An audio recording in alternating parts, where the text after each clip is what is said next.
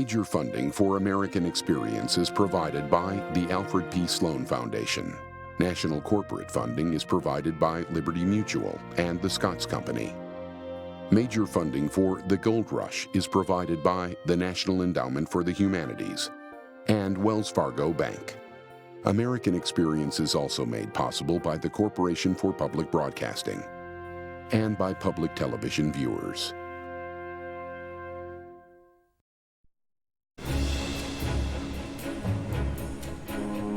The news was astonishing, and it traveled swiftly around the world.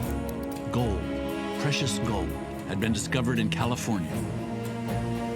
Almost overnight, tens of thousands rushed off, obsessed with striking it rich. What the gold rush did was to give people permission to take risks, to gamble on life in a way that they hadn't been willing to gamble before. Gold represented the possibility of starting anew, of being a new person, inventing a new self. It's a metaphor for hope. The gold rush was the first time people from all of the continents came together into one particular place. It didn't always work so well. We can look to that as a pivotal event in human history, where you see created for the very first time a world-class, multi-ethnic, multi-religious, multicultural society. Lured by the promise of gold, by the chance to change their lives in an instant, they would come. An impoverished aristocrat from Chile, anxious to recoup his family's fortune. And a strong-minded pioneer woman who refused to be left behind in Missouri when her husband came down with gold fever. A California school teacher with dreams of becoming a landowner. A sea captain's son from New England with everything to prove. And a blacksmith from New York who wrenched himself away from his wife and children and risked all that he had in the hopes of securing a more prosperous future.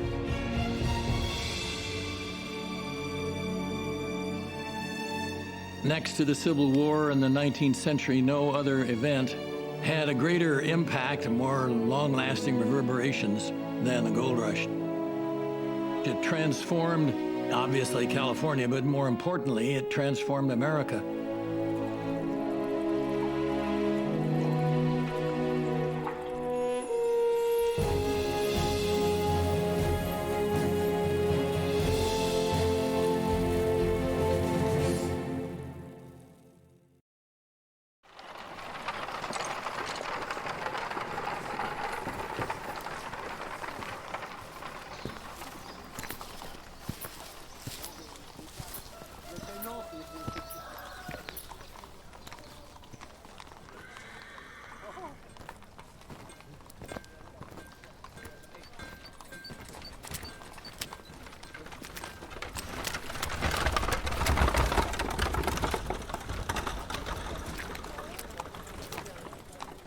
On May 12, 1848, an ambitious merchant named Sam Brannan shocked the tiny port town of San Francisco, California, with an electrifying announcement.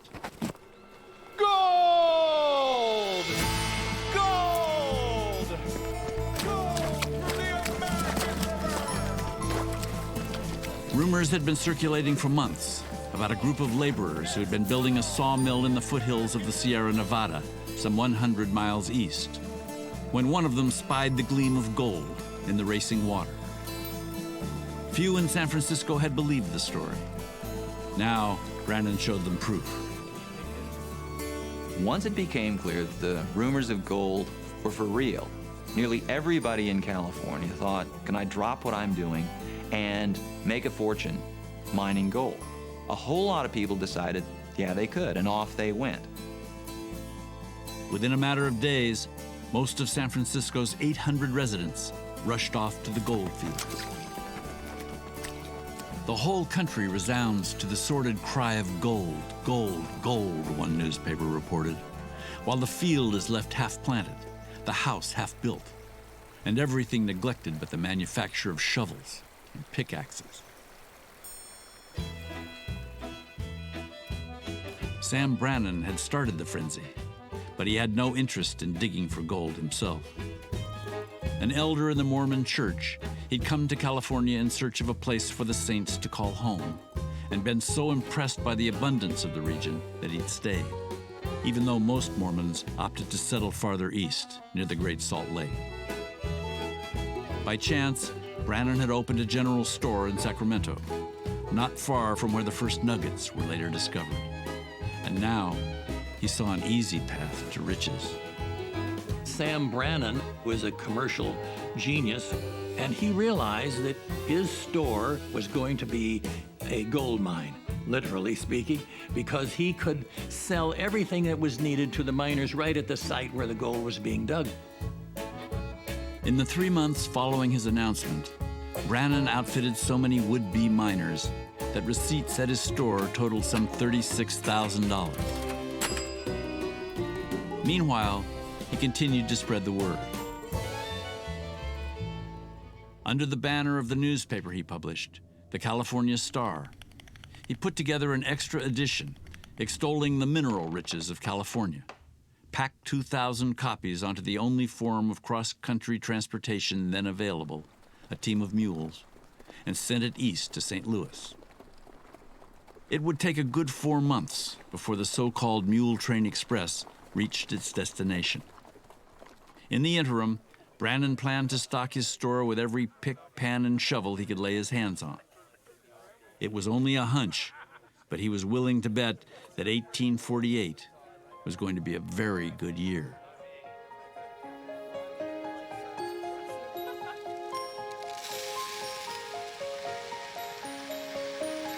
Gold had been discovered many, many times through the centuries by the Hittites, by the Egyptians, by the Spanish, and always in the past. The gold belonged to the czar, to the king, to the emperor, to the person who had power, who had the capacity to say, no, you keep out, this is my gold. In California, there were no forces here to protect the ownership of the gold. It belonged to those who could take it and carry it back home. When gold was discovered, California was in transition. For much of the previous century, it had been a distant outpost on the edge of first the Spanish Empire and then the Republic of Mexico. As late as the 1840s, the entire region boasted only about 170,000 inhabitants. The vast majority were native peoples, many of whom lived in the valleys and foothills of the interior. Most of the rest were Californios, Spanish-speaking colonists who raised cattle on vast estates near the coast. It was a land-rich society versus a money-rich society. It was a pre-capitalist society based around large landowning families. It wasn't a society in which making money was held first and foremost. In 1847, the United States defeated Mexico in a 2-year conflict known as the Mexican War. When the peace treaty was signed in early February 1848, Mexico was forced to cede an enormous swath of territory, including California, to the United States. Neither country was yet aware that gold had been discovered just days before. One of the striking features of the gold rush was that it took place when there really hadn't been an effective American authority to replace the Mexican authority. People knew they could dig up the gold in California, put it in their pocket, no taxes, no inhibitions, no controls, no one here to keep the onslaught of tens of thousands of miners from rushing in and sweeping up the gold and taking it away.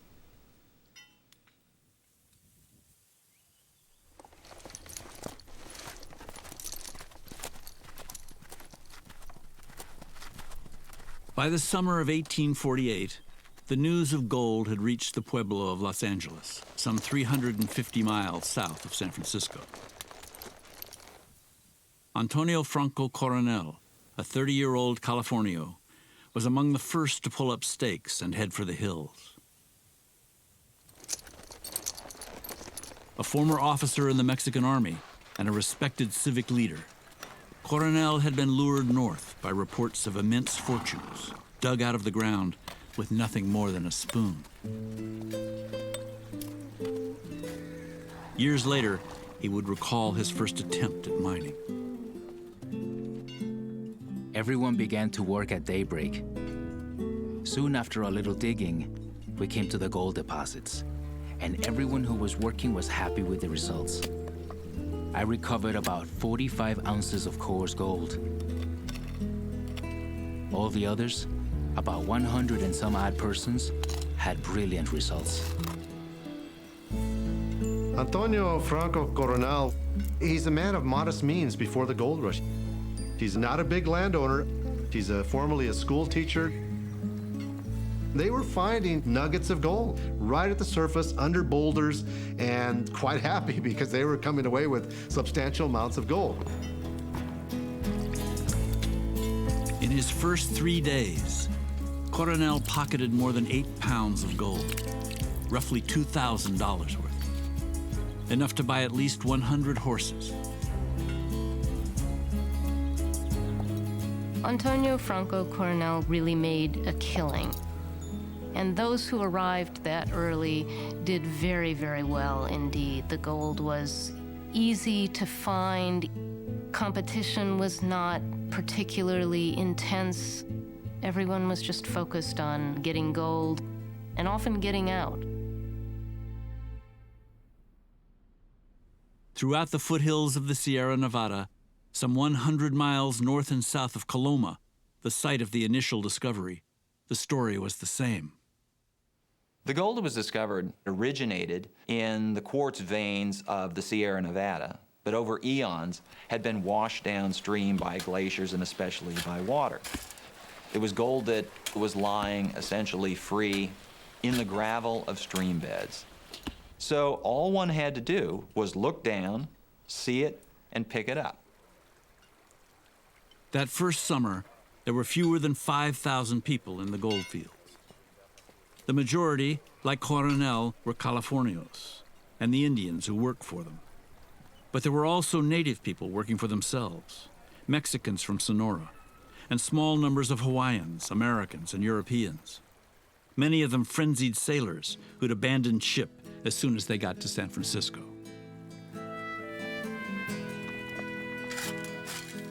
One of the striking things about the experience in the gold fields was that it was, at least at first, extremely egalitarian.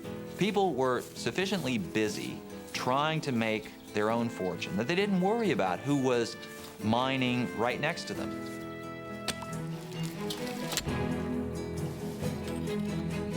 North of where Coronel was digging, a fellow Californio recovered enough gold to pay off the 10 workers he'd brought with him and return home with $14,000.